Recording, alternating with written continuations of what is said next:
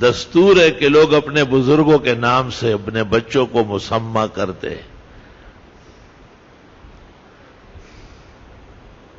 قرآن کریم میں کہ be be مریم کو کہا گیا یا اخت ہارون. ہارون علیہ السلام حضرت موسیٰ علیہ السلام کے بڑے بھائی تھے، اور موسیٰ اور ہارون کے والد عمران تھے. ادھر مریم بی بی کے والد کا نام بھی عمران تھا. تفسیر مدارک میں ہے دونوں عمرانوں میں 1800 سال کی مسافت ہے. تو جب قرآن کریم کی آیت آئی یا اخت ہارون، تو صحابہ نے پیغمبر سے پوچھا کہ ہارون تو موسیٰ علیہ السلام کے بڑے بھائی ہیں. آپ نے کہا کانوا یسمون ابناءہم و ابناء ابنائہم باسماء آبائہم و اولیائہم. یہ لوگ اپنے بچوں کے نام بزرگوں کے ناموں پہ رکھتے تھے.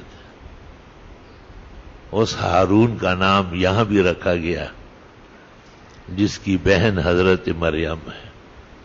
کانوا یسمون ابناءہم باسماء الانبیاء والاولیاء. روح المانی میں اس طرح عبارت ہے.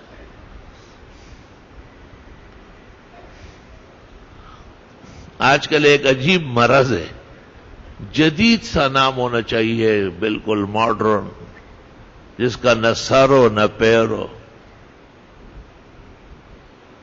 قرآن میں دیکھ کے بتائے تو میں نے کہا شیطان قرآن میں ہے، خنزیر قرآن میں ہے، جہنم قرآن میں ہے، کس طرح رکھو گے؟ تو عقل نہیں ہے، عقل ماری گئی ہے، کل کسی اور جگہ رہ گئی ہے. یہ بغیر عقل کے چل پڑے.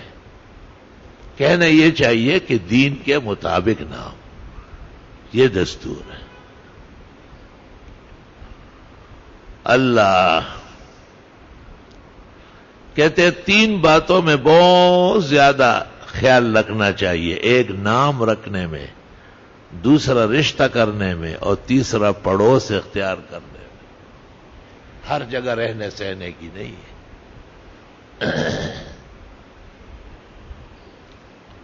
لا الہ الا اللہ وحدہ لا شریک لہ لہ الملک و لہ الحمد وعلی کل شیء قدیر.